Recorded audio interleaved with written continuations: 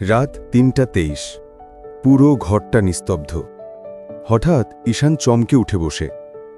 তার মনে হলো অন্ধকারের ভেতর কেউ যেন তাকে ডাকছে, জেগে ওঠো।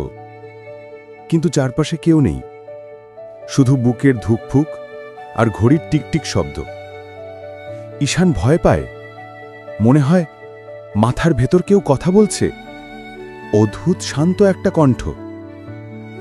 পরদিন সে ডাক্তারের কাছে যায়, বলে, আমি রাতে একটা কণ্ঠ শুনি যা আমাকে শান্ত করে।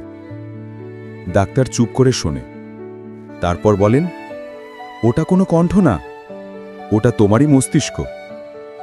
ঈশান অবাক। ডাক্তার স্ক্রিনে ব্রেন ওয়েভ দেখিয়ে বলেন, তুমি ঘুমালে মস্তিষ্ক ঘুমায় না, ও তোমার ভয়ে ভাঙে, স্মৃতি ঠিক করে আর তোমাকে ভেতর থেকে আবার শক্তিশালী বানায়। ঈশান বুঝে গেল, গত রাতের সেই শান্ত কণ্ঠটা আসলে তার নিজের ভেতরের শক্তি। মানুষ দুর্বল না, তার ভেতরের শক্তির এক মহাসাগর মতো লুকিয়ে আছে। ভিডিওর ভালো লাগলে লাইক, কমেন্ট, সাবস্ক্রাইব করবে।